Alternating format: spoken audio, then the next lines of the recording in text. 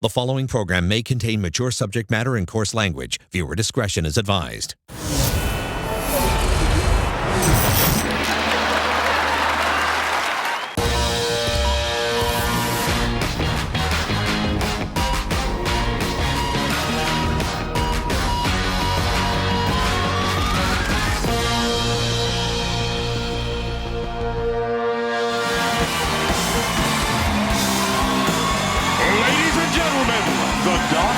See you now. Please welcome your host for tonight's Just for Laughs Gala, Jeong.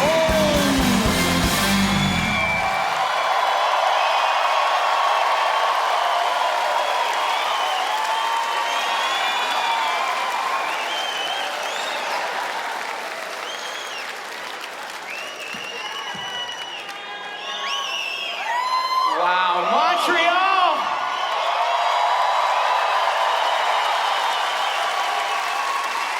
People may know this, people may not, but I used to be a doctor at an HMO in LA for 7 years. I was an internal medicine physician. I worked at a medical center called Kaiser Permanente.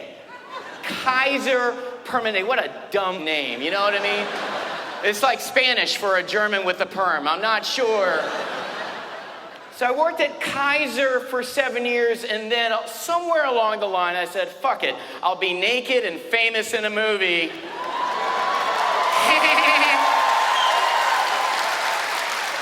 And that is what makes America great, all right?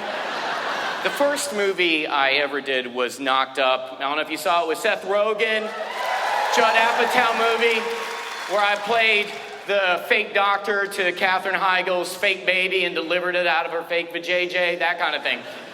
It was my first movie ever. I was still working at Kaiser. I was still a doctor when I filmed that movie. I took out a vacation week and shot that, all right?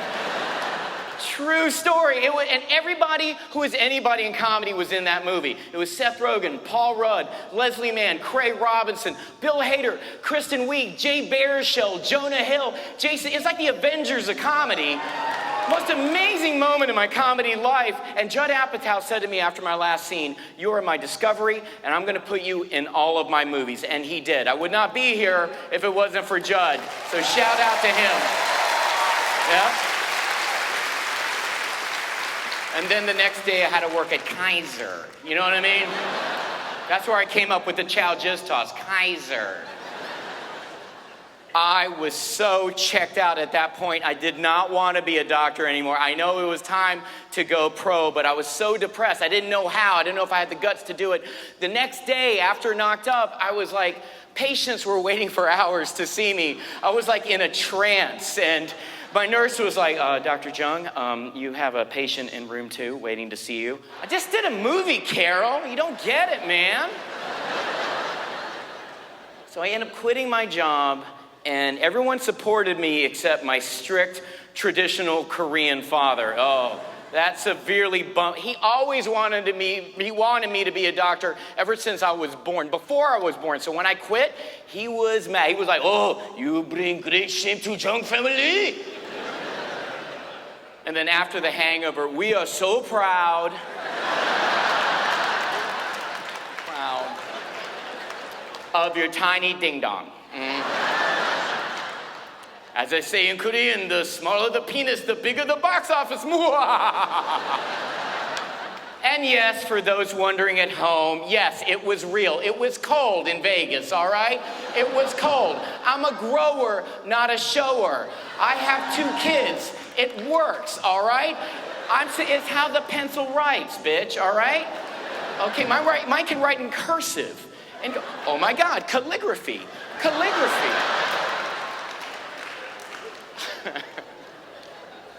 I tell you, when you get hangover famous, Asian parents, they don't know how to deal with that shit, all right? My dad went from father to freeloader just like that. When I was a kid, it was like, "You better get me good grades." And then after the hangover, "You better get me S-Class Mercedes." Because E-Class is for farmers. Okay, Papa, okay, whatever you want. but I would not be here if it wasn't for The Hangover. Mr. Chow is the best character I've ever played. It's the most hilarious character. It gave me a career. Are you guys ready for a good show? Please welcome my buddy, the Godfather, Orny Adams!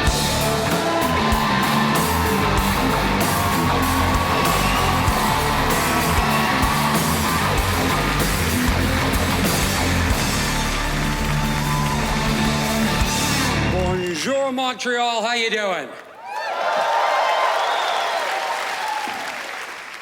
I just bought a fridge. I bought a fridge, a smart fridge. You know what that is?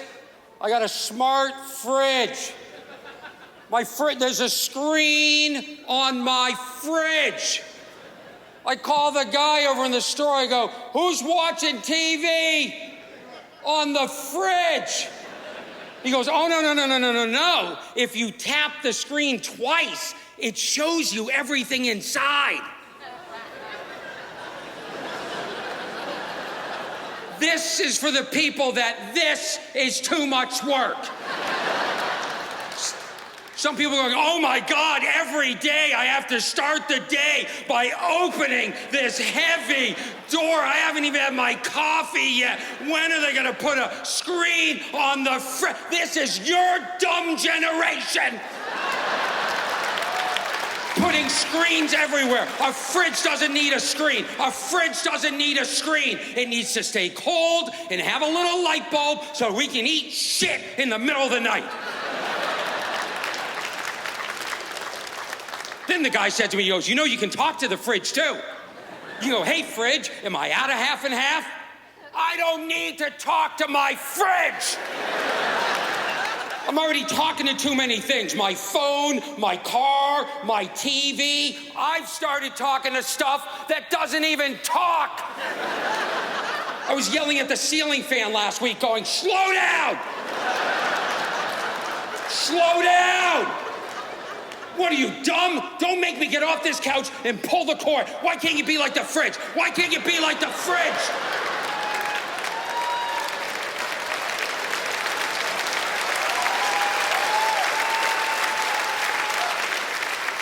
Then the guy keeps going, he goes, he goes, "The fridge will track your food by UPC code. It'll text you when you're out of something." I don't need my fridge on the internet. Now somebody hacks my fridge and they release a naked picture of me going like this.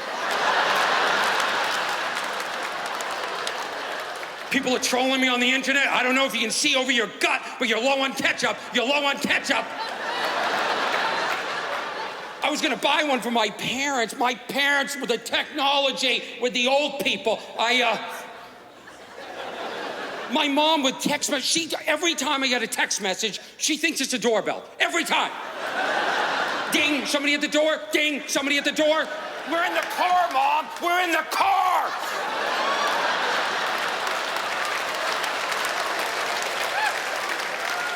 Let's use some reasoning, deduction, or whatever the difference is.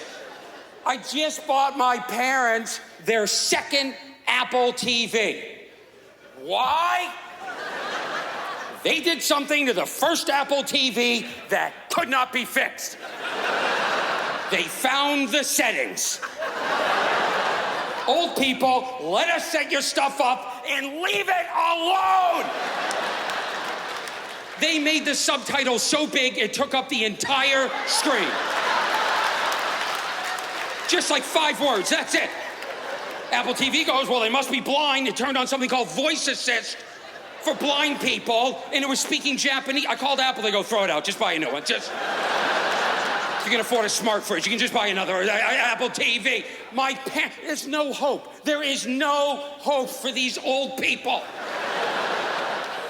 There's a lot of money in death. There is a lot of money in death. I'm buying a house. When you buy a house, the seller has to disclose to you everything that can bring the value down. A cracked roof or leaky basement or mold, even stuff like if somebody died in the house in the last few years. So listen to me. If you're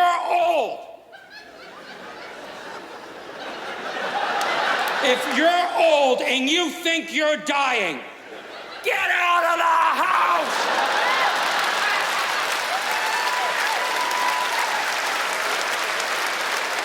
Get out of the house and die. And die. You're gonna die anyway. Do it outside. Do it outside on the pavement. Grab the iPhone we gave you. Go to the pavement. Die. And call 911. Call 911. Call 911. And then call your kids and say, I'm dying on the sidewalk. Because I love you. Because I love you. And I don't want to bring the value of the house down.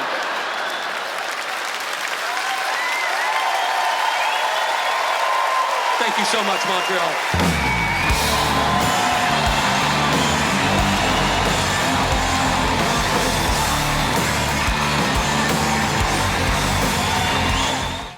Our next comic was born in Iran and raised in Southern California, two places most Americans can't find on a map. Please welcome the very funny Amir K.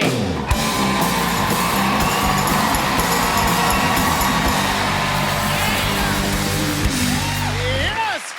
This is amazing. This is absolutely incredible for me. I'm like blown away every time I look. I'm in Montreal for the festival. This is crazy. It's nuts. Like if you were to come up to me when I was a really little kid and you were to tell me, hey buddy, like one day you're gonna grow up and you're gonna be a professional comedian and you're gonna work the biggest comedy festival in the world, I'd probably look you right in the eye and I would go, Mama ni khar ko se main vele mi kone. Because I didn't speak English then, man. I was a little kid in Iran. Why would you be talking to me like that? I was born in Iran. Thank you. Oh, wow. Didn't expect that.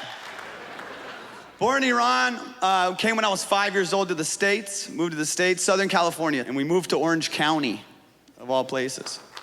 You don't have to clap for that.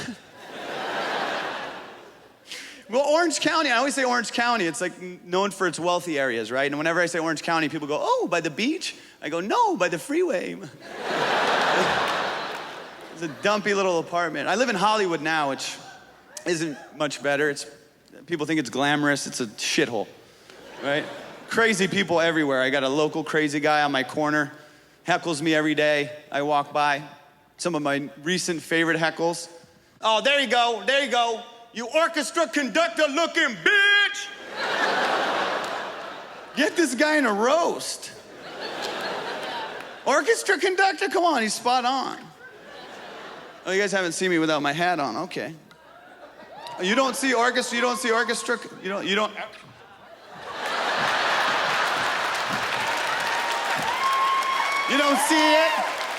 Like what is that job, by the way? How do we let those guys, you're telling me like, that's a thing, like the band needs this? Like without that guy doing that, the violin guy is just Like, you just made that job up, dude. I think I tore my rotator cuff, by the way. Kinda hurt. I don't know, I've been having a really good year this year. This year's been great. Last year sucked. Last year I just had to get my dog a $7,200 surgery. Yeah, fake boobs aren't cheap, guys. I love my dog so much. His name is Doogie. Doogie! He's the cutest dog. No matter what happens, like good set, bad set, horrible day, good day, I go home and I cuddle with Doogie at night, you know? Every morning I wake up too, I look at him and I go, good morning, Doogie. How you doing this morning? Are you still tired? You can't be tired, you were sleeping all night.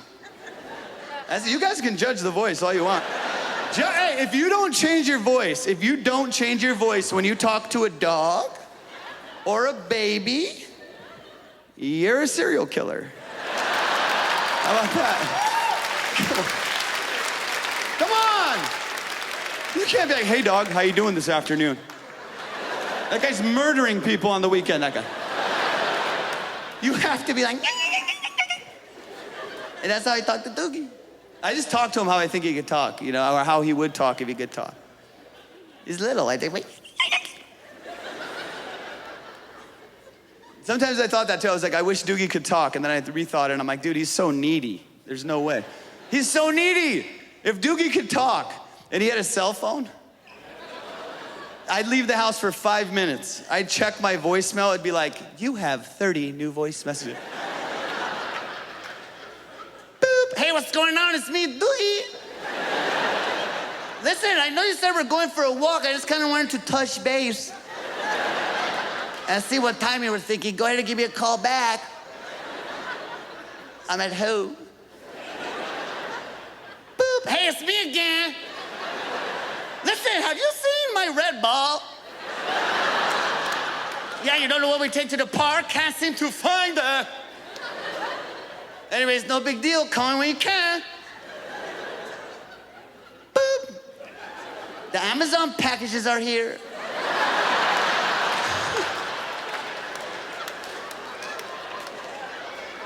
Boop. Hey, you're not gonna wanna go in the living room. I couldn't hold it. Boop, I found the ball, hell yeah!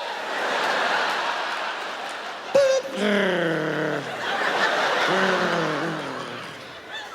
I'm just kidding, it's me, Doogie. You guys let me do that way too long. Thank you so much!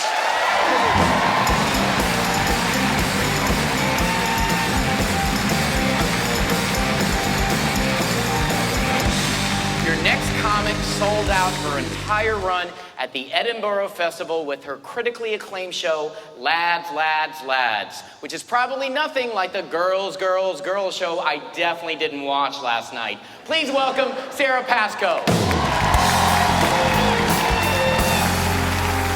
Hey. Hello. Thank you so much for having me in your moist city. I'm having a wonderful, wonderful time here. Thank you for having me, genuinely. I got picked up from the airport in an Uber, I'm not bragging, and I went in one of your lovely Ubers. The gentleman driver, when I got in, he said, would you like the radio on? And I said, I don't mind, it's up to you. And then he said, well, actually, I make my own music. Do you mind if I put some of that on? No, I don't. And then he put on Drake's new album. I wonder how often that works. I wonder how often there's a middle-aged white woman thinking, well, he looks like Aladdin and he sounds like confidence personified. Pull over and jump in the back, Nikolai. I loved it. I'm having a very sexy time lately. A few weeks ago, I slept with my personal trainer. What a confidence boost.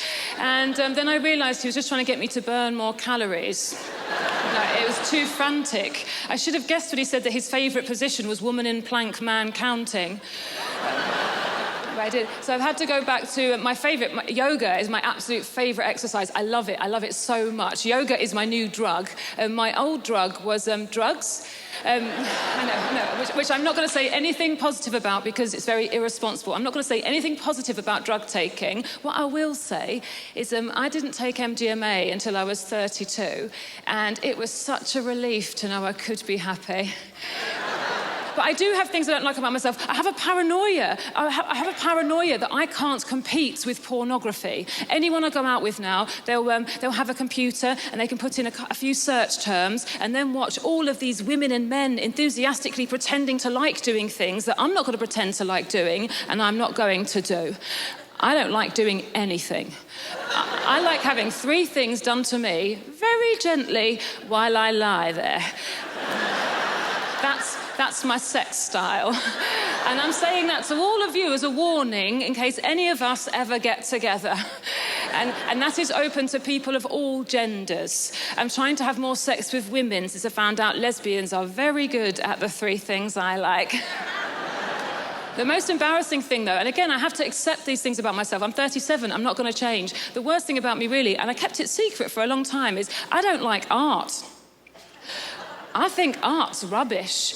All of it. I think lots of people think art is rubbish, but we're too worried about looking stupid, so we just go along with everybody else. I think the worst art form of all, I mean, I hate them all, but the worst, I think, is theatre.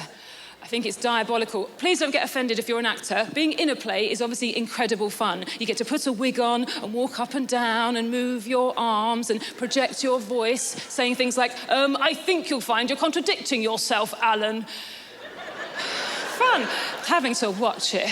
I can't concentrate. They don't let you look at your phone. So all you're thinking is, well, how long has it been? And you have to judge. You have to judge from how long it feels, which is forever. And then they have a false ending called an interval, where technically you could leave, but you have Stockholm syndrome. And you don't want everyone around you to think you weren't intelligent enough to understand the play. So you're just sitting there and you're trying to be positive. All you're thinking is, well, sometimes the second half is shorter.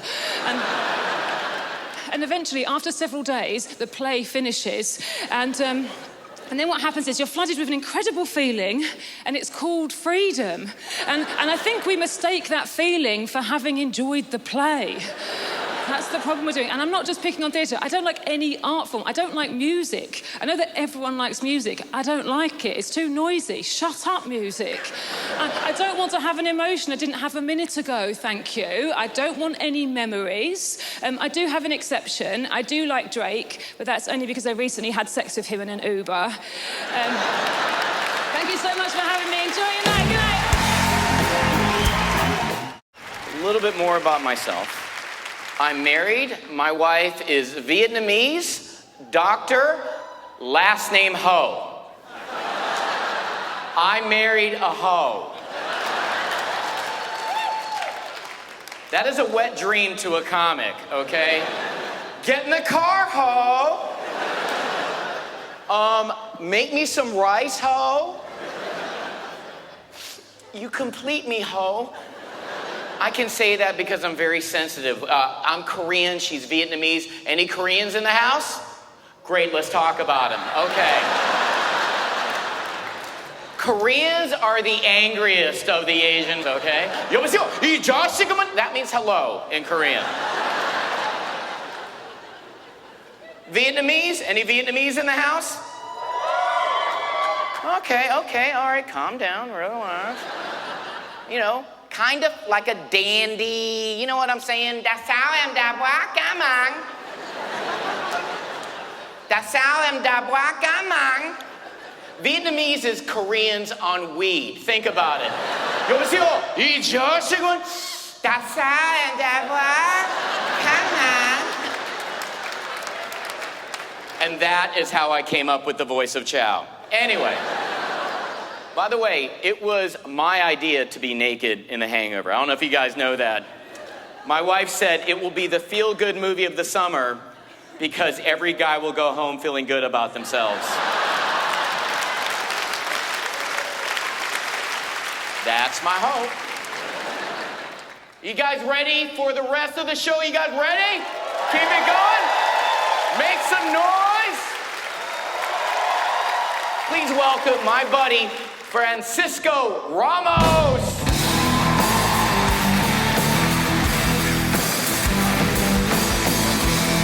What up, Montreal? How are ya? Come on, let me hear you. So happy to be here, man. It's my first time in Montreal. Love this city. It's a great, great city. Great city. Love it. So many tourists walking around. It's amazing. I still haven't met any Latino tourists, though. I haven't. You know why? Because Latinos, when we travel to a different country, we stay. I'm from Venezuela, guys. Yeah. Okay, cool. My family came. All right, thank you. I'm from Venezuela, but I've been living most of my life in the US, and I know I still sound like Fez from that 70s show. Can't get rid of the accent, you know. I actually started taking an American accent class just to sound more American. And in the class, they tell me that I have to enunciate every word. So the other day, I got pulled over by a cop. So I was like, all right, I'm gonna use my American accent. So I'm sitting in my car, the cop comes over to my window, and I'm like, hello, officer. Hey, what seems to be the problem? The cop was like, your voice. Why are you talking like that? I'm talking like any American citizen. And he deported me. That's why I'm here with you guys. Oh, man, like I said, I had to learn English when I moved to the US. English is a very hard language to learn. Too many words, sound similar. Like when I was growing up, I couldn't say the word beach. Couldn't say that word. And I had to do a presentation in middle school about Venezuela, you know, so I start. There's a big map of Venezuela behind me, and I go, the best thing about Venezuela are the bitches. There are very big bitches in Venezuela. And there are some dirty bitches too, and I don't like that. I got suspended for 3 days. My teacher took me out of the classroom. She's like, look, Francisco, I don't know how to do things in Mexico. I was like, what? I'm from Venezuela. That's the same thing for us. Is this your girlfriend, sir, or wife? How long have you guys been going out?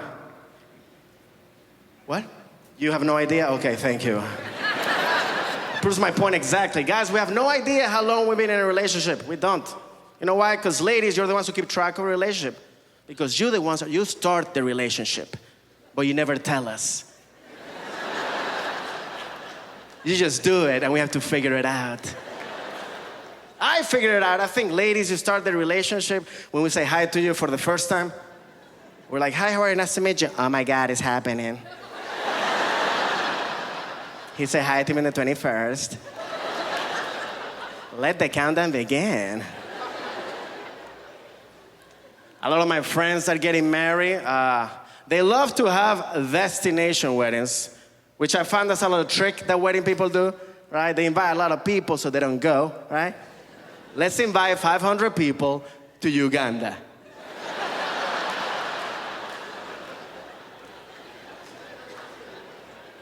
I don't mind going to Uganda, but they still want you to bring a gift. If I'm going to Uganda, the gift is me. Right? $4,000, and you still want bathroom towels? They're coming from the hotel room. Thank you, Montreal. Merci beaucoup.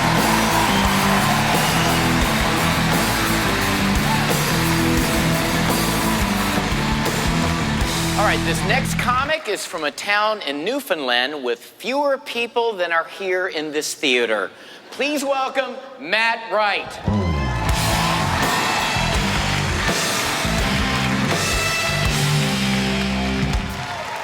How's it going? All right. My name is Matt Wright. Thank you very much for having me. I'm going to talk about my dogs for 7.5 minutes. I don't know if you guys have dogs. If you don't, I don't know where your self-esteem comes from, but good for you. I miss my dogs when I travel, but I have a little trick which I'll share with you when I'm in a different town. What I'll do is I'll sneak into a local dog park and get some strange. Nobody checks who owns the dogs. I don't think that'll work when I have children. I don't think I can get up on the road and be like, I miss my kids. Oh, 10:10, recess, let's do this. I'm from out of town. Who wants their belly rubbed? I got my dog from an animal shelter in St. John's, Newfoundland. Not to be a good person, I was just poor at the time and I wanted something that liked me. And I called them, I said, hello, may I have a dog, please? And she was like, yeah, we have a surplus. So they brought it over the next day, and she was like, this is Lou. And I was like, oh, cool. I wasn't looking forward to naming it. I looked at this dog. I remember the first time I saw her, she was perfect. She was 16 pounds, overweight. She had one eye that went this way and one eye that went the other way, and she was missing part of one of her ears. And I was like, lady, I was promised a full dog, but she was gone. So now I'm here with this dog that I did not get the chance to name Evander Holyfield, which feels like a missed opportunity. My girlfriend also has a dog, so I have a stepdog. He is a golden doodle. I did not know a golden doodle was a type of dog. A golden doodle to me sounds like a luxury dildo an elderly woman would use. Harold doesn't talk to me on Sunday nights. He knows what I'm doing. I'm getting to the tub with a glass of Shiraz and my golden doodle. It's been in my family for generations.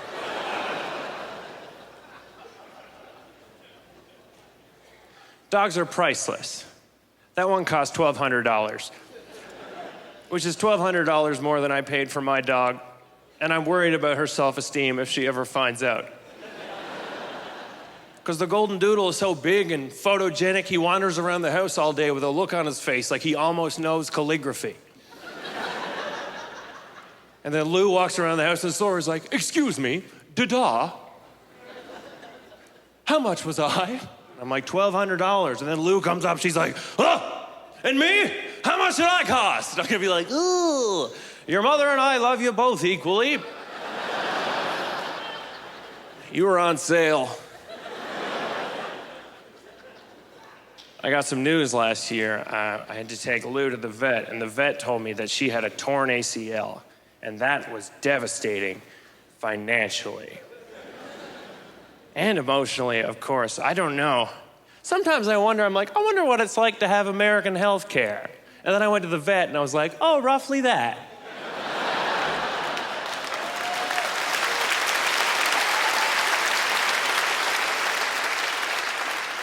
But vets are incredible. I was like, "Can you please fix my dog?" She's like, "Yes, of course. And you won't believe this, but we have a sale on right now. So I can offer you a surgery that works 61% of the time for the low, low price of $9,200. I was like, "What? This dog was free." That's how they get you. It's like Columbia House.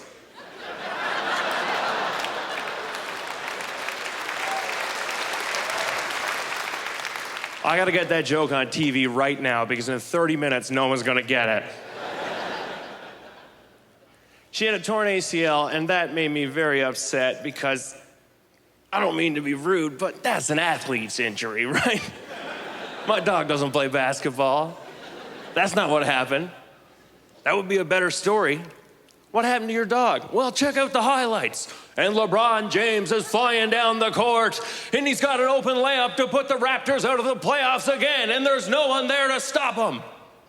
But wait, here comes Matt Wright's fat dog flying down the court. Oh my goodness. And she soars through the air like a loaf of bread with legs. And puts a scrawny little paw into the air and rejects the greatest athlete walking the planet. You wanted to be in movies, LeBron? Welcome to Air Bud 5, bitch. Oh no, but it looks like she's landed awkwardly and she's clutching her little knee. That might be a torn ACL, which means Lou, the somewhat beagle, is out for the season.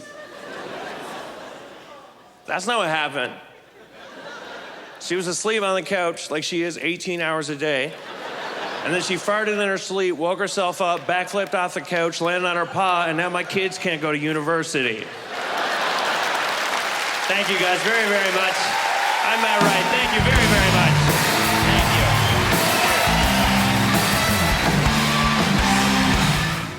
you. Let's bring our next comic up to the stage for you guys. What can I tell you about Jess Salomon? She's Canadian, she's hilarious, and she's gay. 3 things Paul Ryan only wishes he was. Please welcome Jess Salomon.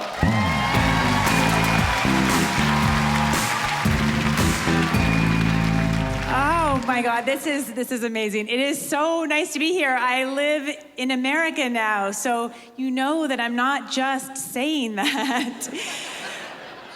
I'm from Montreal. I'm from one of those Anglo families. Oh, thank you. Yeah!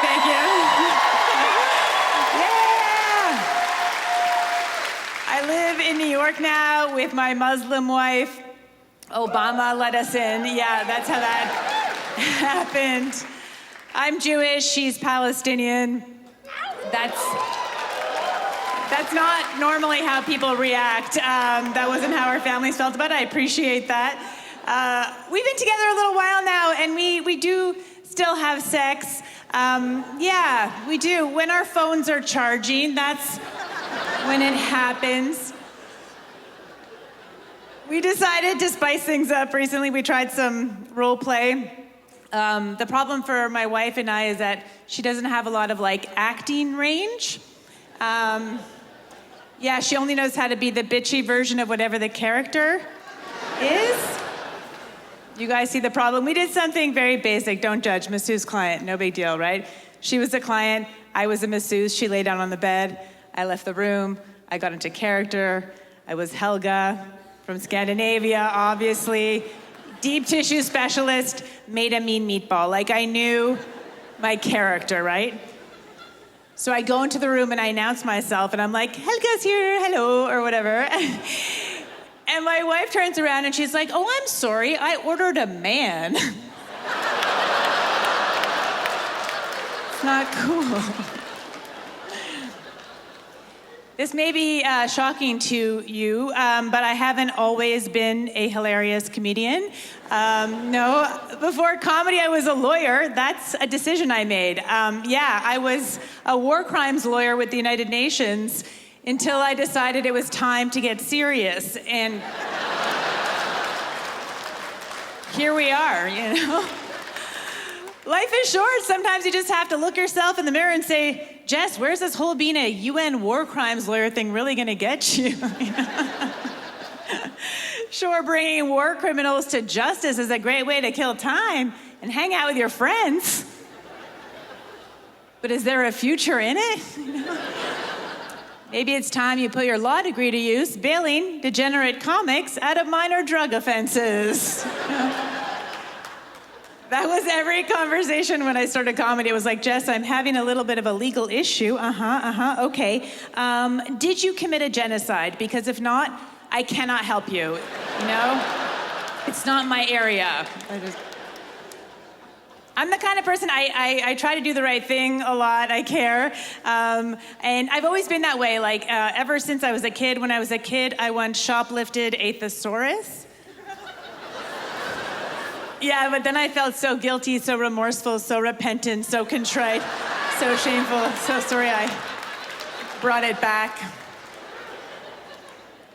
Also this, I just put this together recently. I only started dating women when Canada legalized gay marriage. I just did the math on that, yeah, I'm gay, but I feel like my sexual orientation is respects authority, you know?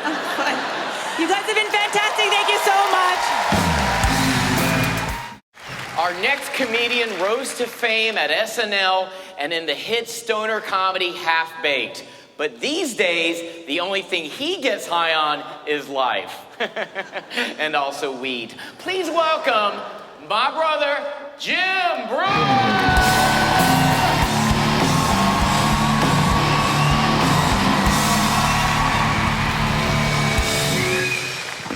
Howdy, howdy. Doing good? Nice, very nice. Had a good summer.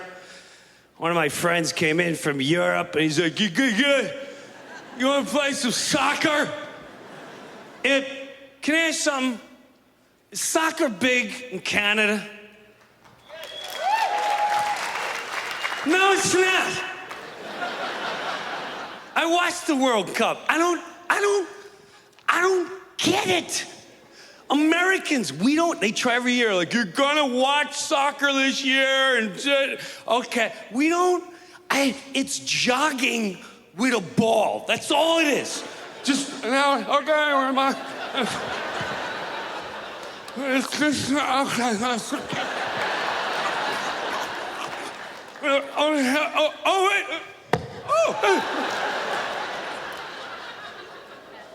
Sorry, you're just watching, and people get excited. Like, this has been one of the most unbelievable games in centuries. There they go, they're moving in on the offense. Okay, they're going back the other way now. Such great defense. It's 0-0 for a week straight. What? How do you? I don't get it. And they go crazy when they score because it never happens. Patanamina matara sinde totanamenda pata. You're running around like a lunatic. I can't believe I scored! I can't believe I scored! I'm out of breath, man. I'm 50, and I almost just killed myself. I almost killed myself. And let me tell you something. When I die, I'm going out with a bang. Because life is beautiful. No matter what you go through, it's beautiful. Forget funerals. Who came up with that? Okay, we're going to put the coffin here, and then you stand right next to it, and we have people come in and say, sucks to be you for 2 hours. Come on in. Sucks to be you. Sucks to be you. Sucks to... Keep the line moving. We got a lot of people. Why don't we spice it up? I want to get shot. I want my corpse blasted out of a cannon. How much fun would that be? Right? And right before they shoot me out, you got to hand out those fun horns they do on New Year's Eve. Not the ones that go, I'm talking the ones that go like this.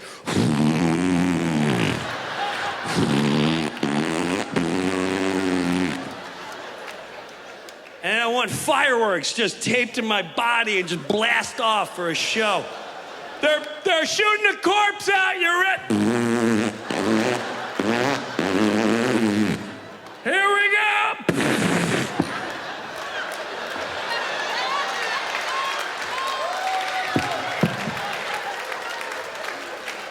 And then the fireworks hit right before an ear is landing on the ground, the birds are having a ball. Ah!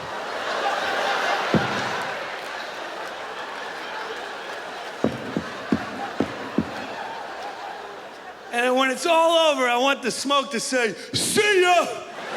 See you, Montreal. Thanks for having me.